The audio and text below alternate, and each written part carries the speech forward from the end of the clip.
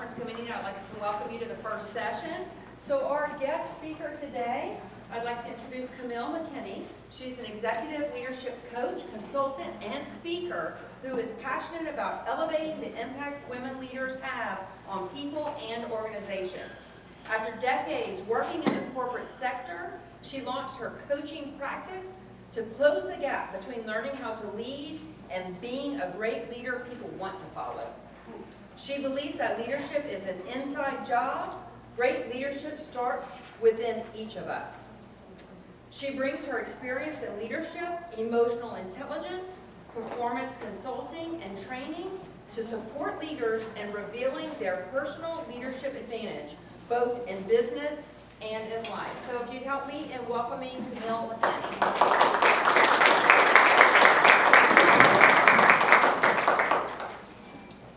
Morning. Can y'all hear me? Yes. So the y'all's going to come out every once in a while, even though I'm not from here. But my family's from Tennessee and Alabama, so it's a long tradition of using that phrase. So thank you so much. I actually understand that I get the award for traveling the furthest. I'm from Los Angeles. So I flew in, yesterday, and I'll be flying out this afternoon. Papers on the seat. Anyway, the introductions are great, but they can be a little boring. So you want to learn some more fun facts about me? Okay. First of all, I am an LA native, not Louisiana, but Los Angeles. Okay. I'm actually considered a unicorn because I'm born and raised there and have lived there my whole life. And today's my birthday, y'all. So.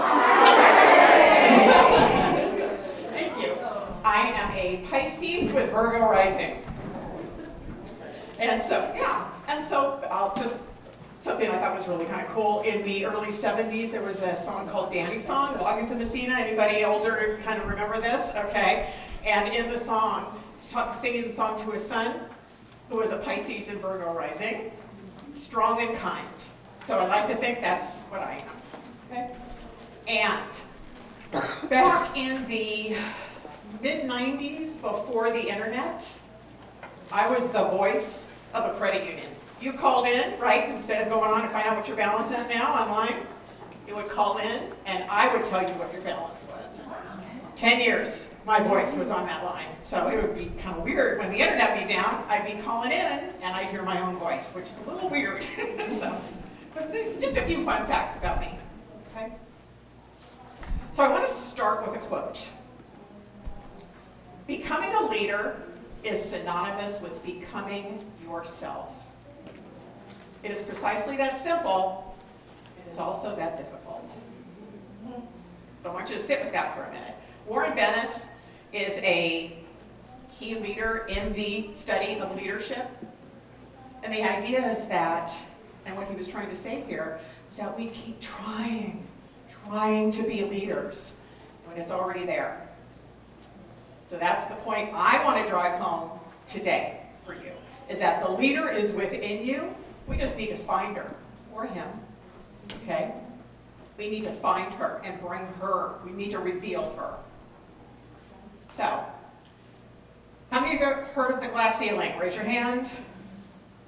Okay. How about the drop ceiling? Who here are students? Okay, a few of you. So do these ceiling tiles look familiar? Right? And we also see them in the workplace. Okay. They are the ceiling tiles that hide the weird, ugly stuff above, usually pipes and cables and things like that. For our purposes today, the drop ceiling represents, and each of the tiles represents a belief that's not serving you. A story you're telling yourself. Maybe even an excuse or two. My philosophy is that for us to break through that glass ceiling, or to at least see that it's possible, we got to tear this thing down. I've been talking for like 3 minutes. Everybody resonating with what I'm saying? Okay, very good. So, before we get started, you may have noticed on your chair that I provided an action guide. I don't give out my PowerPoint. We all know where the PowerPoint goes. In the circular file next to your desk. I don't give it out. So what I do give out, though, is this action guide, which is giving you an opportunity to take relevant notes for you. It's literally one piece of paper, all right? And so you'll have an opportunity. Anytime you see a pencil icon on the slide, that is your tip to write stuff down, okay? So, taking notes. Does everybody have one? Okay, anybody not have one? Because make sure that see if you have an empty one around, and because the last couple of rows I ran out. I was told 75. And I passed them out. There you go. So everybody make sure you have one. Okay, so I want to start with a story. These are my parents. This is how far back we're going to go with this story. Okay, it's my mom and my dad. My dad is from Hawaii. He was born on Kauai, lived there his entire childhood, and then moved to the mainland. But his family emigrated from Portugal. I'm Portuguese, and emigrated from Portugal and worked as laborers in the sugar fields. So he grew up in the sugar fields, went to school in the sugar fields, so helped his parents in the sugar fields. That's what was his life. My mom is from northern Tennessee.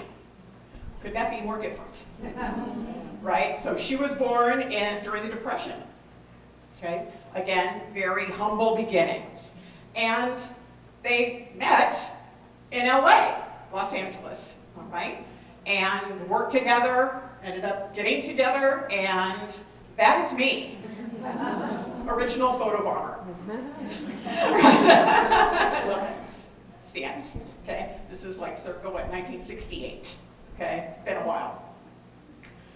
So, my parents believed that if you work hard and study hard, you will be successful. And that's my philosophy. I mean, I believe that we learn a lot of what we believe in this world from our, authority figures, from our parents, from the people who have meaning in our lives. And I certainly did the same for my son. I imparted my beliefs, what I thought was true, to him. And we all do it. As I grew up, those same beliefs applied. When I was in school, grades were the metric, right? You do well in school, you're successful. It's a thumbs up from mom and dad. In the workplace, that metric converted to performance reviews.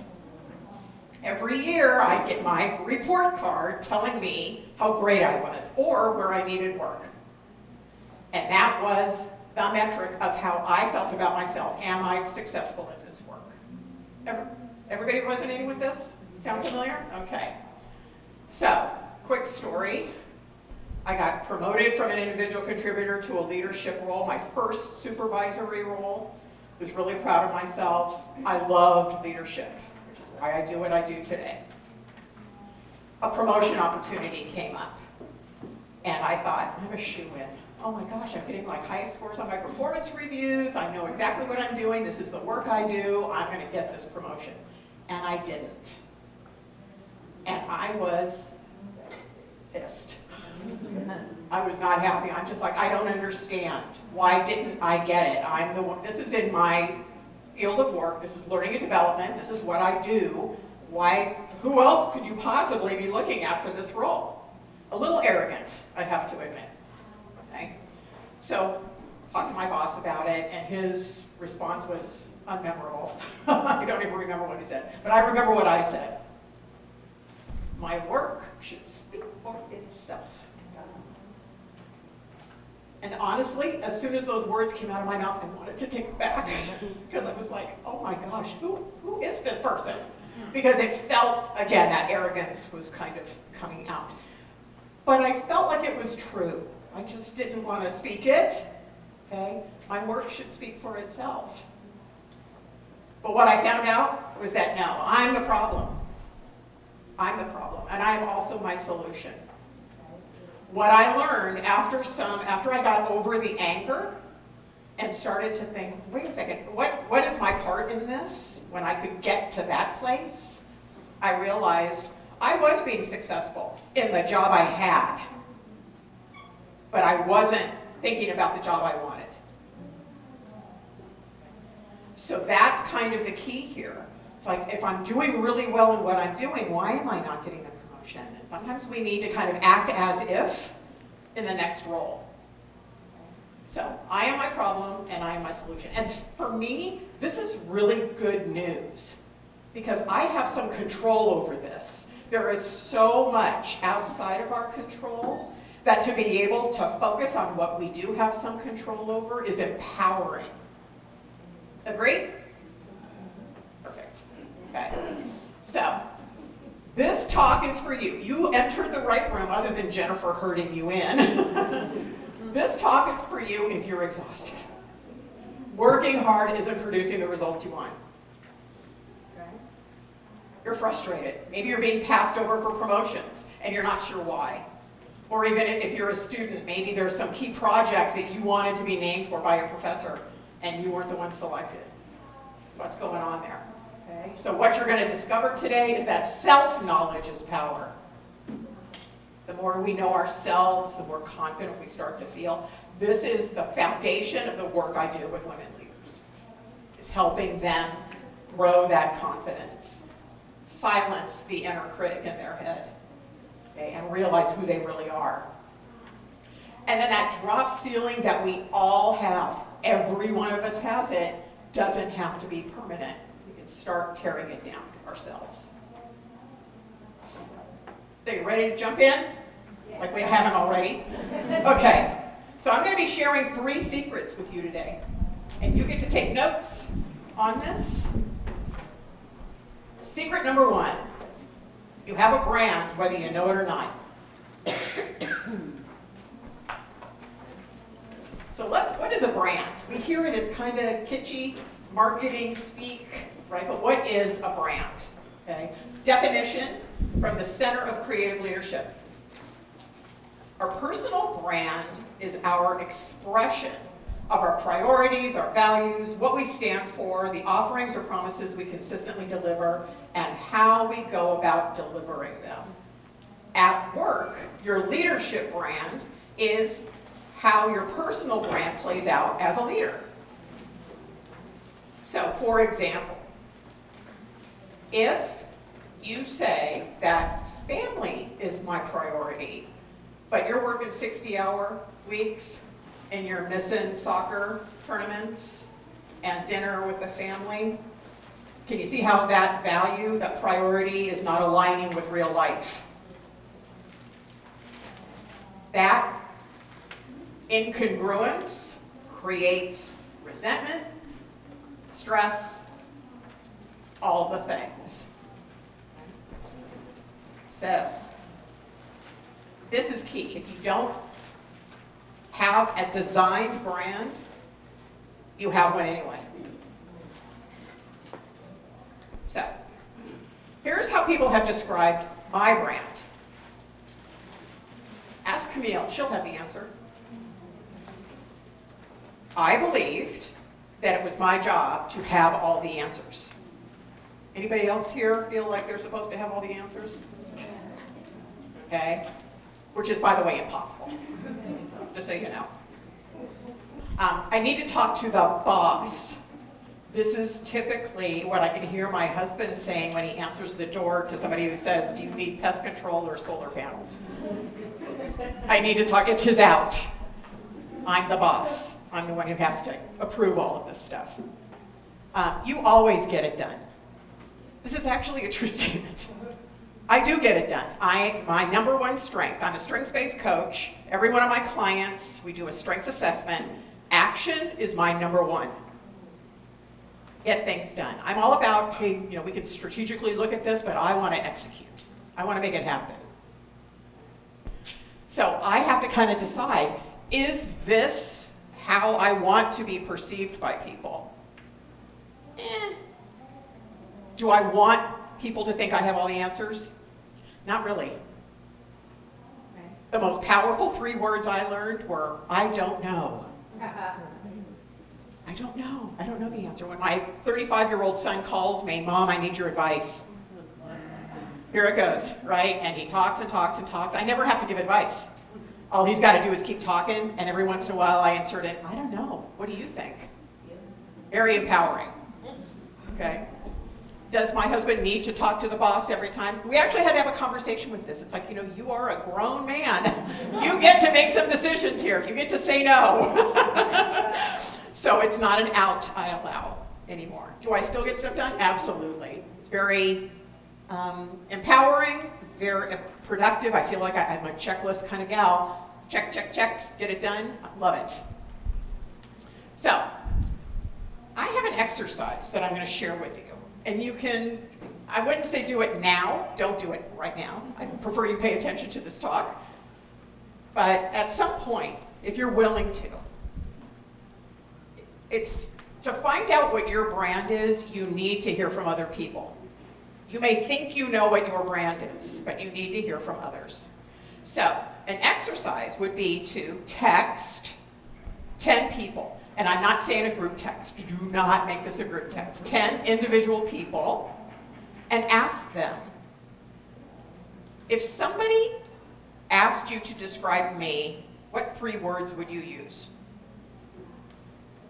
This could be family, close friends, colleagues, classmates, people who will tell you the truth. I call them loving critics. People who will tell you the truth.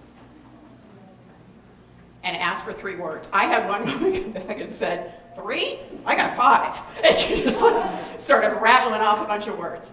Do you want to see my words? Yes. So when I did this the first time 8 years ago, I was a little nervous. I was like, ooh, do I really want to know? And so take a look at these words. Any word that you see with an asterisk was sent by different people I got it more than once, which is kind of validating, right? So caring, love that, right? So in and of itself as a list, pretty nice, wouldn't you say? I'm pretty good about that. I love empathetic. I don't always think of myself as, I can be impatient sometimes. Thoughtful, organized, yeah, no kidding. So some of these were not surprising, but there were a couple that were for me, and I was like, ooh, really? Habitual. Really? So I had to think about that, and so here's part of the exercise too. If you get words that kind of make you go, huh? Do not respond. Do not go back and say, what do you mean by habitual? No, no, no. This is a self-awareness exercise. This is for you to sit with it, because the truth is, for another person, this is their truth, right? So I had to kind of think on this, and I thought, why would she? And I thought about the context in which I knew this person. And she and I belonged to the same women's group, and this was pre-COVID. So we would meet on a monthly basis, and I tend to sit in the same chair in this room because I have shiny object syndrome. I get distracted when people are coming in, so I have my back to the door so that I can focus on who's in front of me and not who's coming through the door, because then I might start getting distracted. So that was my rationale, but for her, her story was that I can't sit anywhere else but in that chair. So that was her, okay? I still never asked her, but that's what I knew to be true. It's like, okay, that's why. Do I care that that's what she thinks? No. So I'm not gonna go and ask. Another one, meticulous. Now, this kind of goes with me getting things done, being organized, but the common thread between these two is that it feels inflexible. And I like to think of myself as I'm a Pisces, like go with the flow, right? But this is, again, someone's experience of me. I like things done right. I have standards. Okay, so this, for anybody else who may not have my level of standard, seems too much. Okay, that's fine. But it's good information to have. All of these words are gifts, whether I like it or not. So when people respond to you, if you decide to do this exercise, every response is a gift. So anybody going to be willing to do this?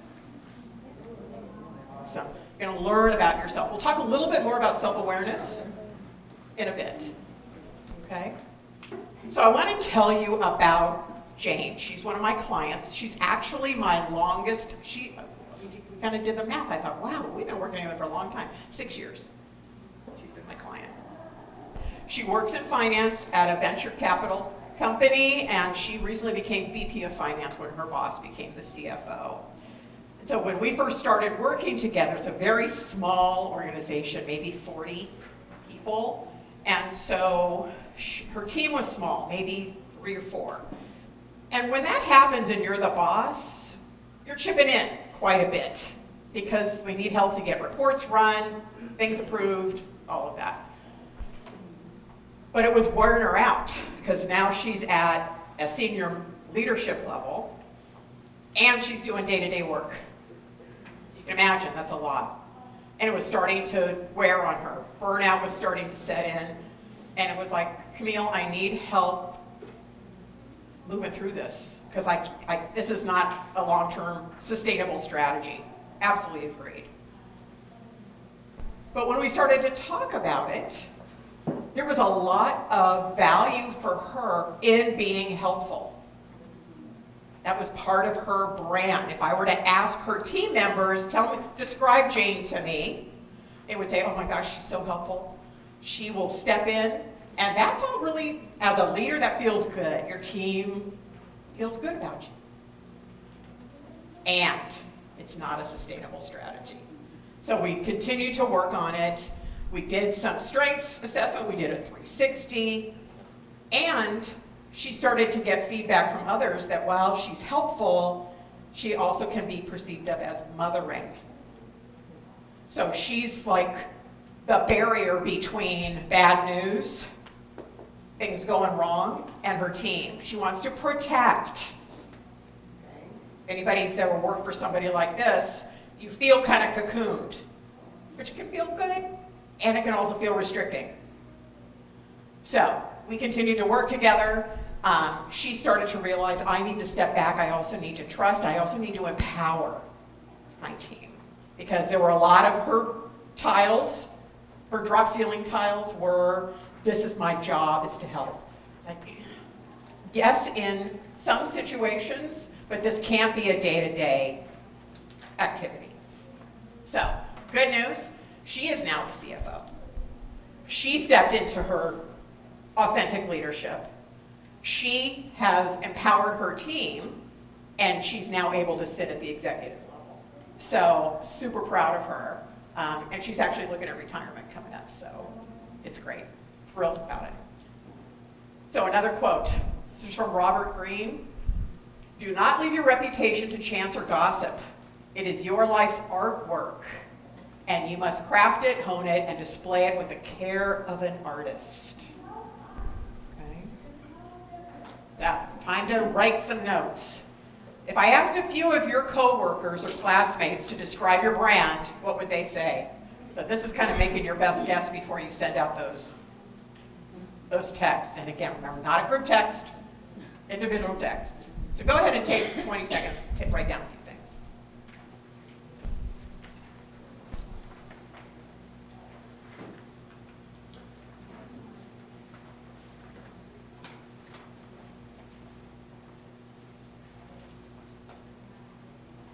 Okay, secret number 2. We judge ourselves by our intention. Others judge us by our impact. Have you ever gotten feedback that is kind of blowing your mind? You think, wow, that wasn't my intention. That wasn't what I meant. Because our intention and our impact can be 2 different things.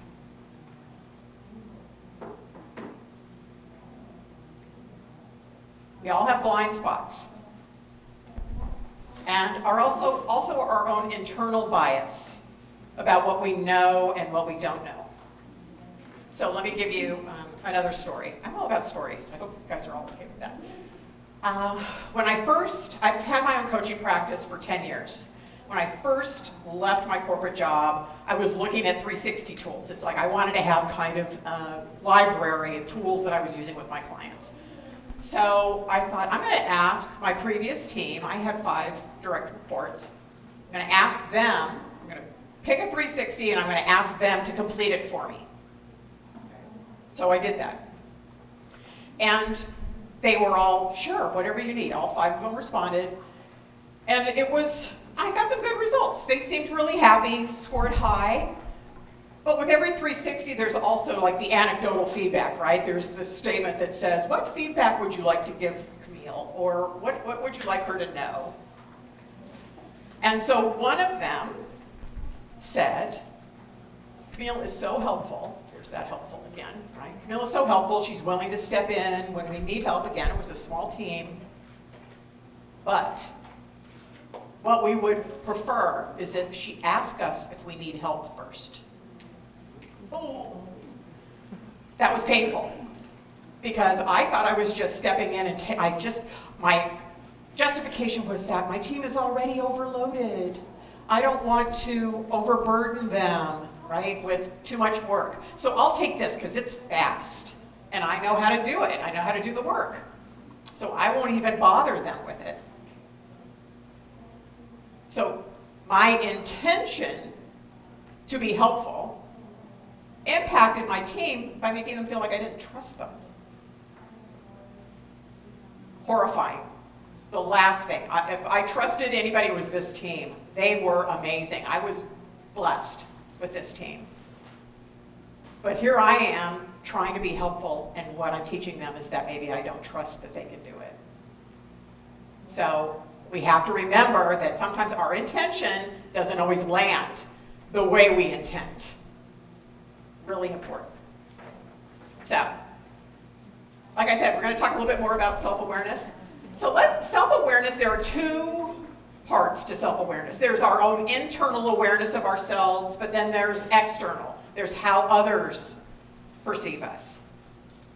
And so think in terms of internal self-awareness on the vertical and external self-awareness on the horizontal here. So let's define, and that little flag up there reminds me that I have to read.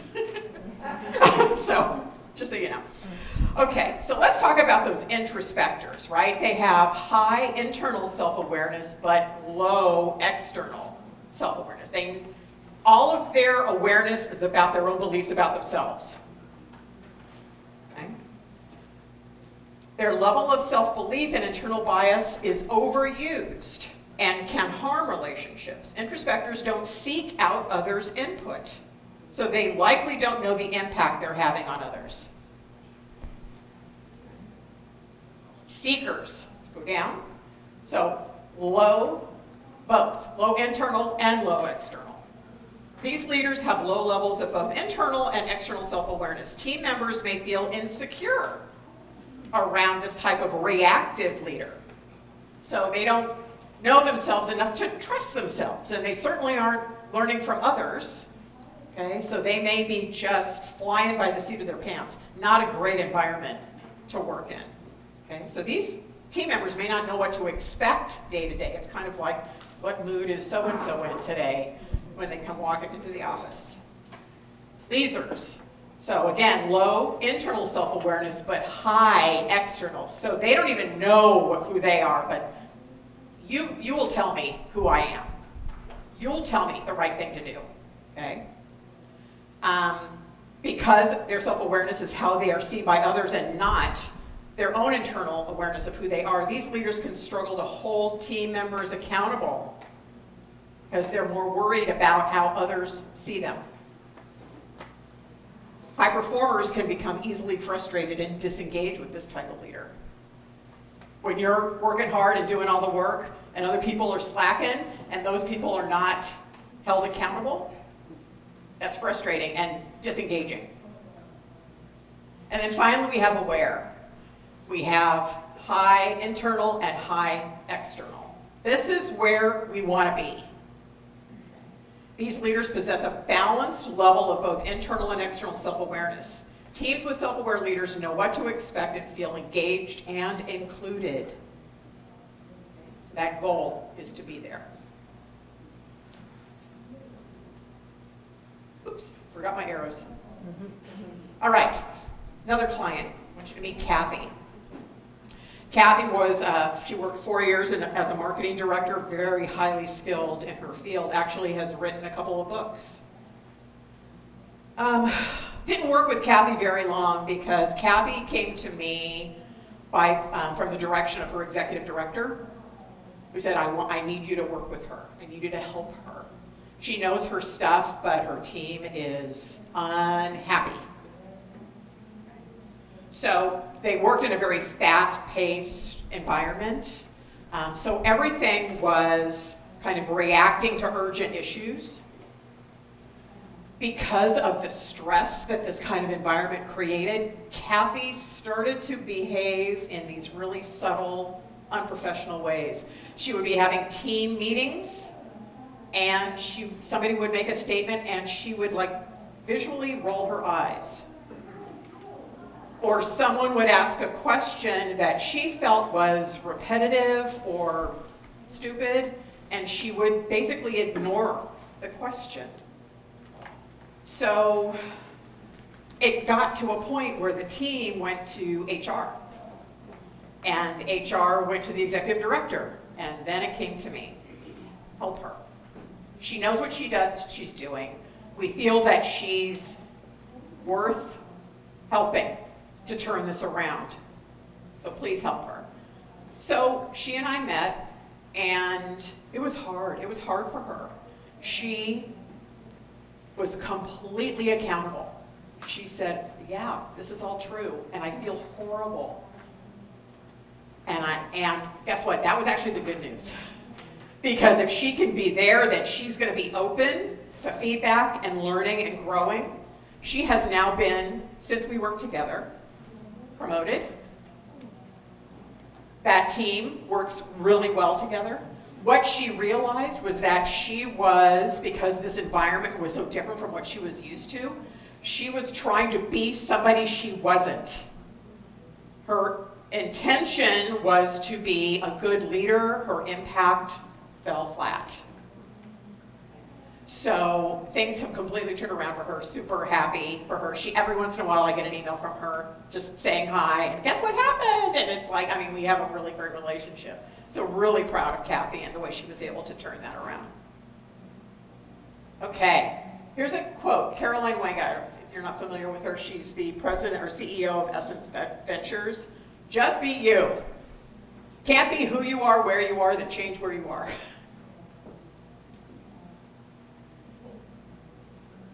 All right, in your action guide, on a scale from 1 to 10, how confident are you that you understand the impact you make on others? If you rated yourself anything less than a 10, what needs to happen to make it a 10? So again, this is that intention versus impact. How aligned are they?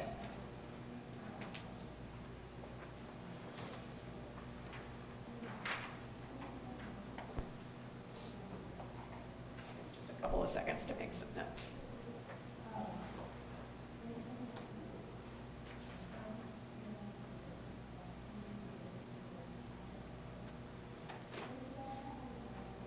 Okay, last secret. What got you here won't get you there. This is actually a book title from Marshall Goldsmith, another leadership expert. Like in my initial story where I said, I got promoted to my first leadership role, but then I struggled to get promoted to the next one. Things have to change. And this is not unusual. Most of us get promoted to our first supervisory role because we're really good at what we do. That's not unusual, but that's not what's going to get me promoted again and again and again. I have to up-level my skills. Okay? And I have to start looking at things more strategically versus tactically. Okay? So here's kind of the teeter-totter example of what I'm talking about. As you move up in the organization, the what and the how decrease, while the why increases. Okay? You are now in charge of the vision of your team. How it gets done, let your team figure that out. How they do what they do, let them swim in their genius. Your genius needs to be more about vision, strategy, what's around the corner. Okay? So, another story. This is Margaret. Margaret and I have worked together for about 3 years now. She works in the recruiting field and she co-leads a national sales team. She came to me again at the recommendation of her boss. This is not unusual for the work that I do. Okay? And again, Margaret is exceptional at her job. And team unhappy. And when she got some 360 feedback, she learned that they wanted to feel more empowered. She tended to be she thinks of herself as a problem solver. So you have a problem, come to me and I'll help you figure it out. When really it's come to me and I'll tell you what to do. Big difference. So again, this is that trust thing happening. This is whether people feel empowered to solve their own problems. And she thought, this is what I'm paid to do. Okay? She and I are like kindred spirits, believe me. I knew exactly what she was talking. It's like, let's get it done. Let's go. So, came to me. We've been coaching for a while. She is now in charge of this team. Okay?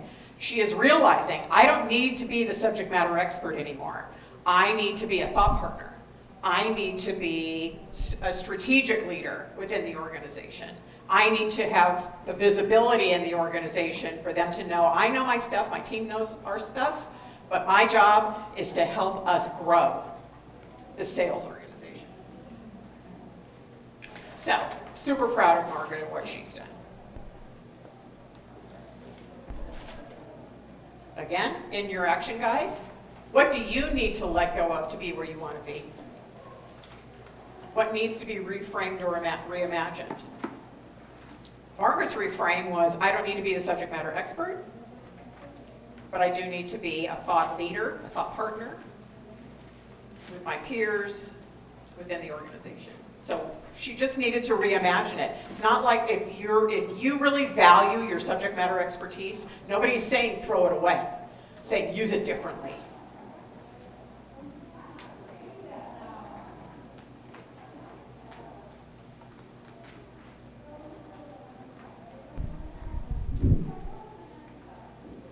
I'm watching the time. I keep on getting birthday messages on I'm like, I can't look at the time.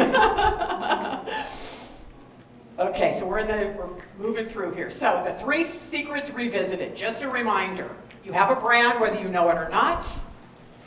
We judge ourselves by our intention. Others judge us by our impact.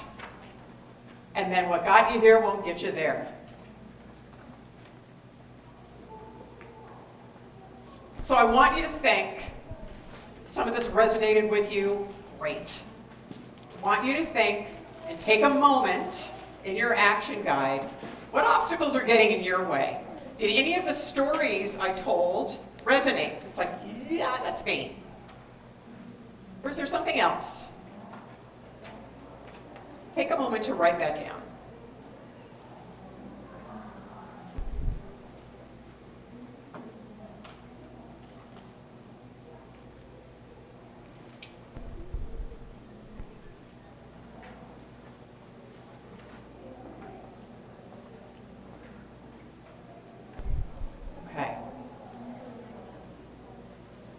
So I'm going to take a couple of questions, if there are any, and then I have some stuff to offer. Any questions? Yes? Curious if, like, for the first one, we talk about branding, do you think that's maybe one of the main places you might address imposter syndrome? Absolutely. Absolutely. Because I feel like when we know our values, when we know our priorities, when we know our strengths, our confidence increases. And that imposter syndrome can't live where confidence lives. Okay, so that's to me is the work right there. Thank you. Thanks. Great question. Any other questions? All right. So what's next? Lots. Oh, was there a question? Yes. That internal and external self-awareness, that came from a book. Yes, it did. It's called Insights. Tamara Urich, E-U-R-I-C-H. So yeah, absolutely. So grab your phone. I've got QR codes. Okay. You might say, this is all really great, Camille, but what's next? What do I do with all of this information? First of all, if you'd like, this QR code will take you to my website. This is a free resource that I have. So some of the stuff we've talked about, how do I know what my values are? How do I know what my strengths are? What are my goals for the next 1, 3, 5 years?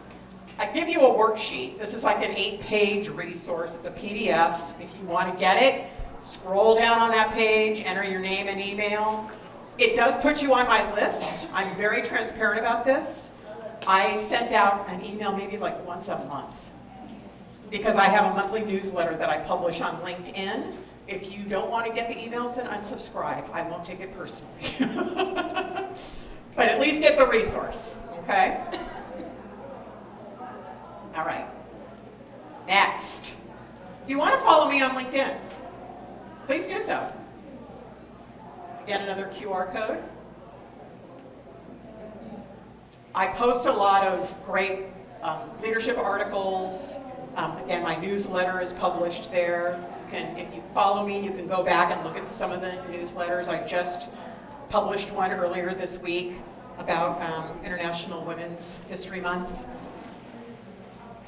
And some, what I think are, I've gotten some pretty good feedback on it, some good insights in there. And then finally, if anyone here has resonated with what I've talked about and you understand what an obstacle might be for you and you are interested in the potential of maybe working with me as a coach. This is not a coaching session. What it is an opportunity to kind of tell me what's going on, and maybe I can kind of help you figure out what are some potential next steps, including possibly working with me. I don't work with everybody who gets on these calls. Not everybody is, we're not always a good fit, but it needs to be a mutual fit. So if you're interested, I have blocked off all of next Tuesday for these calls. So if you want to have that conversation, it's a complimentary 30-minute call. There is no obligation at all. I wanted to make that open. And if you look at the calendar and you don't, maybe your 18th is already booked. My email is there, and it's also at the bottom of this action guide. You can email me and say, hey, Camille, I met you in Louisiana. And we find another time to talk. Absolutely. Okay? That's supposed to be me. Thank you. Me and my denim jacket. I'm always have my denim jacket. So I really want to thank you. I hope this was helpful. I've enjoyed this time. I'm going to be here. Thank you. And if you see me in the hallway and if you have a question, I'm here. I'm here until lunch-ish. And then I'm heading back to the airport. So, thank you so much. Thank you. Thank you so much.